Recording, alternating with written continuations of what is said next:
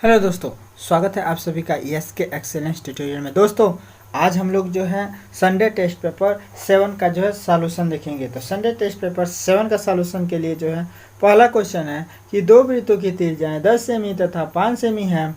उस वृत्त का त्रिज्या ज्ञात कीजिए जिसकी परिधि इन दोनों वृत्तों के परिधियों के योग के बराबर है। तो इसको कैसे सॉल्व करेंगे, तो आइए देखते हैं कैसे सॉल्व करेंगे। ठीक है, तो देखिए इसको तो हम लोग जो है चाहे तो यहीं पे जो है 1 मिनट में जो है सॉल्व कर देंगे। कि देखिए जब भी कहे कि दो वृत्तों की त्रिज्या 10 सेमी तथा 5 सेंटीमीटर है और उस वृत्त का जो है त्रिज्या ज्ञात कीजिए जिसकी परिधि इन दोनों वृत्तों की परिधियों के योग के बराबर हो, तो इसके लिए जो इन दोनों को बस जोड़ देंगे। तो जो है आपका जो है क्या हो जाएगा, 10 और 5 को जोड़ देंगे 15 होगा ना। तो 15 सेंटीमीटर कह सकते हैं, 15 सेंटीमीटर कह सकते हैं कि उस वृत्त की क्या होगी, त्रिज्या होगी। लो हल, और हल के बाद से भाई देखिए बहुविकल्पीय प्रश्नों में तो आपको जो है ये 4 अंक में है, तो 4 अंक में है तो हल करके तो दिखाना ही पड़ेगा। तो यहाँ पे लिखिएगा हल। हल में दिया है पहला वृत्त का त्रिज्या है, दिया है मान लीजिए क्या, ये तो दिया है, माना दिया है कि जो है पहले वृत्त का त्रिज्या, पहले वृत्त का त्रिज्या कितना है, तो पहले वृत्त की त्रिज्या R1 है। ठीक है, और दूसरे R1 है तो इसका जो है परिधि क्या हो जाएगा, अगर पहले वृत्त की जो है त्रिज्या R1 बराबर कितना है, तो कितना है, तो 10 है। ठीक है, मैं दिया है कि पहले वृत्त की त्रिज्या R1 बराबर क्या है, मान लेते हैं कि R1 बराबर 10 है। तो परिधि कितना हो जाएगा, तो परिधि हो जाएगा, परिधि बराबर क्या हो जाएगा, तो 2πr होता है ना। तो 2πr का मतलब, 2πr का मतलब कि 2 इंटू पाई, आर का मान रख दीजिए R1। तो R1 का मान रखेंगे भाई, वृत्त की परिधि बराबर 2πr होता है ना।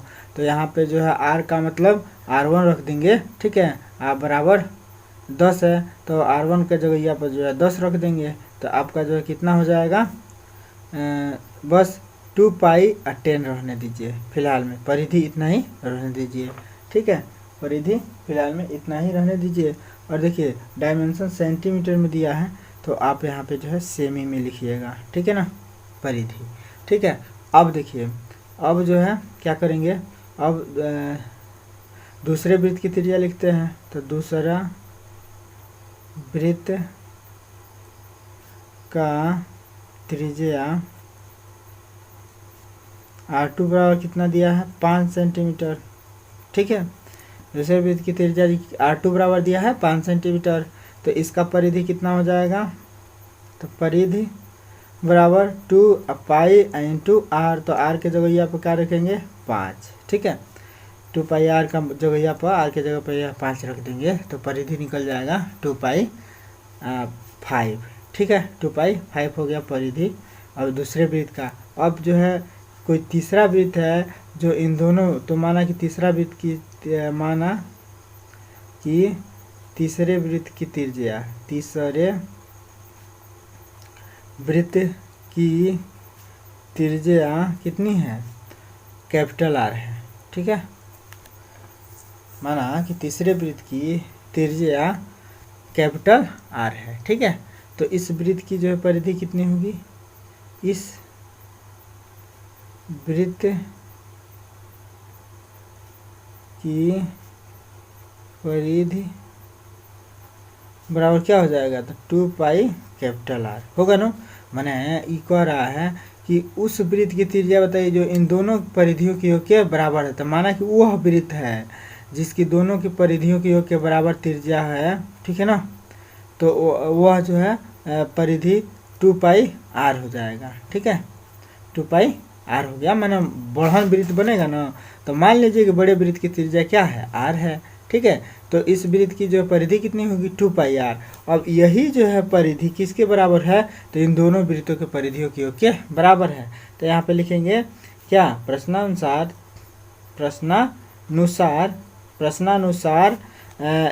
इस वृत्त की परिधि क्या है, तो इन दोनों वृत्तों की परिधियों के योग के बराबर है। यानी कि 2π कैपिटल R बराबर 2π, ये वाला 2π10 प्लस 2π क्या है, तो 5, 2π5 के दोनों की परिधियों के बराबर है। ठीक है, तो अब हम लोग जो है कि कैसे क्या करेंगे, तो अब यहाँ पे देखिए 2πr कैपिटल रहेगा ही रहेगा, और यहाँ देखिए 2π यहाँ भी है 2π यहाँ भी है, तो 2π को जो है कॉमन ले लेते हैं। अब ब्रैकेट में लिख सकते हैं हम लोग 10 + 5। ठीक है, लिख सकते हैं ना भाई, 2π कॉमन हो जाएगा तो ब्रैकेट में क्या बचेगा, 10 + 5 बचेगा ना। तो अब देखिए 2π से 2π कैंसिल कर सकते हैं हम लोग, क्योंकि यह 2π यहाँ आएगा, भाग होगा, अब भाग होगा तो ये ख़त्म हो जाएगा। तो r बराबर क्या बच रहा है, 5 और 10, मैंने 10 और 5 15 है, तो r बराबर क्या हो रहा है, 15 है। यानी कि वो जो बड़े वृत्त की त्रिज्या होगी वह जो है क्या होगी, 5 सेंटीमीटर। बस आप लोग यहाँ पे सेंटीमीटर लिख दीजिएगा, आंसर लिख दीजिएगा। ठीक है, तो ये जो है आपका क्वेश्चन सॉल्व हो गया। क्वेश्चन नंबर 1 का सॉल्यूशन था। अब क्वेश्चन नंबर 2 का सॉल्यूशन देखते हैं। तो क्वेश्चन नंबर 2 देखते हैं क्या है। तो यहाँ पे क्वेश्चन नंबर 2 देखिए, दो वृत्तों की त्रिज्याएं क्रमशः जो है दिया हुआ है कि दो वृत्तों की त्रिज्याएं क्रमशः 5 सेंटीमीटर तथा 2 सेंटीमीटर है। तो उस वृत्त की त्रिज्या ज्ञात कीजिए जिसका जो है क्षेत्रफल इन दोनों वृत्तों के क्षेत्रफलों के योग के बराबर है। तो इसको कैसे जो है ज्ञात करेंगे, तो आइए देखते हैं। ठीक है, तो कह रहा है कि देखिए ये दूसरा सवाल भी इसी बेस पे है। ठीक है ना, ऐसे ही है, बस उसमें क्षेत्रफल जो है दोनों वृत्त का क्षेत्रफल निकाल के जोड़ के बराबर रख देना है कि नए वृत्त के क्षेत्रफल के बराबर। ठीक है ना, तो अब देखिए यहाँ पे लिखेंगे हम लोग क्या, हल, और हल में क्या लिखेंगे कि दिया है पहले वृत्त की त्रिज्या, पहले वृत्त की त्रिज्या r1 बराबर कितना है, तो 5 है। ठीक है, और दूसरे वृत्त की त्रिज्या, अब देखिए मान लीजिए पहले अब इसका क्षेत्रफल निकाल लीजिए। ठीक है ना, पहले वृत्त की त्रिज्या जो है r1 बराबर 5 है, तो क्षेत्रफल कितना हो जाएगा इस वृत्त का, तो इस वृत्त का जो क्षेत्रफल हो जाएगा आपका, क्षेत्रफल बराबर क्या होता है, πr² होता है ना। तो r का मान जो है कितना है, πr², तो r का मान यहाँ पे 5 रख देंगे, इसका वर्ग कर देंगे। ठीक है, तो ये हो जाएगा 5 × 5 = 25 पाई हो गया। अब देखिए दूसरा वृत्त का जो है कितना दिया है, दूसरे वृत्त का त्रिज्या कितना दिया है, का त्रिज्या दिया है r2 बराबर कितना है, तो 2 सेमी, यही है ना, 2 सेमी, तो 2 सेंटीमीटर है, सेंटीमीटर में है डायमेंशन। ठीक है, तो 2 सेंटीमीटर है, तो इसका जो क्षेत्रफल कितना होगा, तो क्षेत्रफल बराबर क्या लिखेंगे हम लोग, πr²। तो पाई का मान जो है पाई ही रहने दीजिए, r² की जगह पे जो है r² की जगह पे 2 रख दीजिए, डायरेक्ट मान भरते रहे हैं। ठीक है, तो πr2 का वर्ग करें देंगे। ठीक है, तो 2 का वर्ग करेंगे तो ये हो जाएगा पाई और 2 दूना 4, तो यहाँ पे 4 लिख दीजिए। ठीक है, मैंने 4 इधर भी लिख सकते हैं, कोई दिक्कत नहीं है। ठीक है, तो अब ये जो हो जाएगा क्षेत्रफल बराबर, तो क्षेत्रफल आपका कितना हो गया, तो 4 पाई हो गया। ठीक है, तो इसका जो क्षेत्रफल 4 पाई हो गया। अब कह रहा है कि उस वृत्त का त्रिज्या बताना है जो इन दोनों के क्षेत्रफलों के योग के बराबर है। तो उस वृत्त की त्रिज्या, उस वृत्त की त्रिज्या क्या है, कैपिटल R है, जो दोनों वृत्त के क्षेत्रफलों के योग के बराबर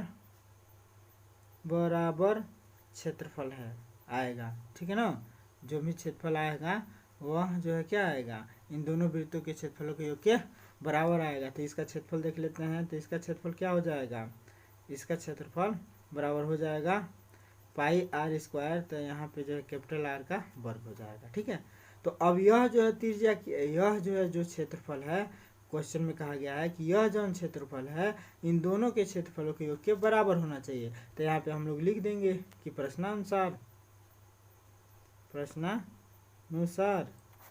इस वृत्त का क्षेत्रफल बराबर है इन दोनों वृत्तों के क्षेत्रफलों के योग के बराबर। तो दोनों वृत्तों का क्षेत्रफल क्या है, तो एक का है 25 पाई और एक का है 4 पाई, है ना।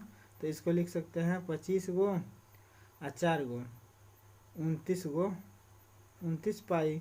तो पाई कैपिटल आर स्क्वायर बराबर क्या हो गया 29 पाई। अब पाई से पाई कैंसिल कर लीजिए तो आर स्क्वायर बराबर क्या हो गया, तो आर स्क्वायर बराबर आपका हो गया 29। ठीक है, तो आर बराबर क्या हो जाएगा अंडर रूट में 29। ठीक है, तो ये जो है आपका जो है त्रिज्या हो जाएगा अंडर रूट में 29। ठीक है, जिसकी जो है क्षेत्रफल इन दोनों वृत्तों के क्षेत्रफलों के योग के बराबर होगा, यही आपका आंसर हो जाएगा। ठीक है, अब जो है इसके अलावा तीसरा क्वेश्चन का सॉल्यूशन देखते हैं। ये तो आपका दूसरे क्वेश्चन का सॉल्यूशन हो गया। ठीक है, ये दूसरे का हल हो गया। अब जो है तीसरे का हल देखेंगे। क्वेश्चन नंबर 3 देखते हैं। क्वेश्चन नंबर 3 है कि किसी कार के प्रत्येक पहिए का व्यास 80 सेमी है। ठीक है, यदि यह कार जो है 66 किमी प्रति घंटे की चाल से जो है चलता है तो जो है 10 मिनट में प्रत्येक पहिया कितना जो है चक्कर लगाता है। ठीक है ना, तो 10 मिनट में कितना चक्कर लगाएगा। तो इसके लिए देखिए दोस्तों क्या करेंगे कि 10 मिनट में कितना दूर तय करेगा ये चक्का, वह निकाल लेंगे। इस चक्के का जो है परिधि निकाल लेंगे। चक्के के परिधि से इस 10 मिनट में चली गई दूरी में भाग दे देंगे तो हम लोगों को चक्रों की संख्या निकल जाएगा। तो आइए देखते हैं इसको कैसे हल करेंगे। ठीक है, तो क्वेश्चन नंबर 3 का सॉल्यूशन देखते हैं। तो इसके लिए क्या करेंगे, क्वेश्चन नंबर तीसरा का हल देख रहे हैं हम लोग। तो लिख देंगे कि दिया है व्यास कितना है, तो 80 सेंटीमीटर है। व्यास 80 सेंटीमीटर है। ठीक है, तो व्यास आपका जो है अर्थात डी बराबर कितना है, तो 80 सेंटीमीटर है। ठीक है, डी कितना है 80 सेंटीमीटर। ठीक है, और चाल दिया है 66 किमी प्रति घंटा। ठीक है, और समय दिया है 10 मिनट। इतना समय हम लोग को डाटा दिया गया है और इसी से जो हम लोग को बाकी डाटा ज्ञात करना है। अब देखिए सबसे पहले हमने जो है चाल किलोमीटर प्रति घंटा है, तो इसको जो है क्या करेंगे हम लोग मीटर प्रति जो है किस में चेंज कर लेंगे, मीटर सेंटीमीटर है। देखिए समय जो है मिनट में है, व्यास जो है सेंटीमीटर में है, तो इसको भी सेंटीमीटर प्रति मिनट में चेंज करना है। तो सेंटीमीटर में है तो देखिए 66 जो है किलोमीटर को सेंटीमीटर में बदलेंगे तो 66 गुणे लिखेंगे 1000 मीटर। फिर जो है अब देखिए मैंने 66 गुणे 1000 मीटर, क्योंकि 1 किलोमीटर में 1000 मीटर होता है। तो 1000 मीटर तो मीटर में हो गया 1000 मीटर। ठीक है ना, 66 गुणा 1000 मीटर हो गया। मीटर को आप सेंटीमीटर में बदलना तो फिर 100 से गुणा करेंगे तो जो है 66 गुणा 1000 गुणा 100 सेमी हो गया। ठीक है, जो है सेमी बटे घंटा अभी चल रहा है, बटे घंटा अभी चल रहा है। ठीक है ना, बटे घंटा। ठीक है, अब घंटा को मिनट में बदलेंगे तो 1 घंटा है, तो इसको जो है मिनट में बदलेंगे तो जो है 60 से जो है क्या करेंगे भाग दे देंगे। ठीक है ना, 60 से भाग दे देंगे तो मिनट में हो जाएगा। तो यहाँ पे अब मिनट आ जाएगा, यहाँ पे जो है क्या आ जाएगा मिनट। ठीक है, तो ये हो गया मिनट में। तो कितना मिनट हो गया, अब देखिए 1 0 से 1 0 कैंसिल कर लीजिए। 6 का नाम 6, 6 का नाम 6। ठीक है, को गो जीरो बढ़ा लीजिए, 2 4 गो जीरो बढ़ा लीजिए। ठीक है, तो ये हो जाएगा 1 4 0। ठीक है, 4 0। तो इतना जो है एक सेंटीमीटर प्रति मिनट हो गया, सेंटीमीटर प्रति मिनट हो गया। ठीक है, प्रति मिनट हो गया। ठीक है, तो अब इतना जो है इसका चाल हो गया। इसका चाल कितना हो गया, तो इतना हो गया। ठीक है, इसका चाल कितना हो गया, तो इतना हो गया। ठीक है, तो अब देखिए अब हम लोग जो है अब चूंकि हम लोग को जो है इस पहिए द्वारा चली गई दूरी निकालना है, इस पहिए द्वारा परिधि निकालना है। देखिए मतलब कोई भी पहिया है ना, तो कोई भी पहिया अपने जो है परिधि के बराबर जो है एक चक्कर में चलता है। जैसे कि है जो है यहाँ से मान लीजिए परिधि है ना, तो पूरा मान लीजिए परिधिया को इधर पूरा खोलेंगे और फिर इधर खोलेंगे ना, तो यह जो दूरी होगा, यह दूरी यही जो है क्या होगा, इसके द्वारा जो है चली गई दूरी होगा एक चक्कर में। ठीक है, तो यह जो है दूरी कैसे ज्ञात करेंगे, तो इस पहिए का जो है परिधि ज्ञात कर ले हम लोग। तो एक चक्कर में कितना दूरी तय कर रहा है ये पहिया, यह जो है हम लोग को निकल जाएगा। ठीक है ना, तो यहाँ पे हम लोग लिखेंगे अब क्या कि जो है पहिए द्वारा एक चक्कर में चली गई दूरी, पहिए द्वारा एक चक्कर में तय की गई दूरी बराबर कितना हो जाएगा, तो एक चक्कर में तय की गई दूरी यानी कि वृत्त की परिधि बराबर हो जाएगा वृत्त की परिधि, माने पहिए की परिधि का मतलब वृत्त की परिधि। ठीक है, वृत्त की परिधि या पहिए की परिधि भी लिख सकते हैं, पहिए की परिधि या वृत्त की परिधि बराबर 2 पाई आर। तो 2 पाई, अब देखिए 2 पाई आर, 2 पाई आर है ना, तो 2 पाई आर को जो है हम लोग जो है व्यास भी कह सकते हैं, 2 पाई को 2 आर को व्यास भी कह सकते हैं ना। चलिए 2 पाई आर, तो अब देखिए अगर व्यास जो है 80 है तो जो त्रिज्या कितनी हो जाएगी इसकी 20 हो जाएगा ना, 20 त्रिज्या, तो जो है क्या 2 पाई इंटू 20 कर देंगे, माने त्रिज्या के जगह पे हमने जो है त्रिज्या रख दिया, व्यास दिया है 80 तो त्रिज्या कितना हो जाएगा, सॉरी त्रिज्या जो है इसका आधा होगा ना तो 40, तो त्रिज्या हो जाएगा 40। ठीक है, माफ़ कीजिएगा दोस्तों, यहाँ पे जो है त्रिज्या 40 हो जाएगा। ठीक है, तो त्रिज्या 40 हो गया, तो त्रिज्या 40 हो गया तो इसका जो परिधि कितना हो गया 40 दूना 80 पाई। ठीक है, तो 80 पाई जो है इस वृत्त की कितनी हो गई, परिधि हो गई। ठीक है, इस वृत्त का परिधि कितना निकल गया 80 पाई, यानी कि 80 पाई, पाई को और कन्वर्ट कर दीजिए, अगर इसको हल करते हैं पाई को। ठीक है, तो पाई को हल करेंगे तो क्या हो जाएगा, ये 22/7 हो जाएगा ना।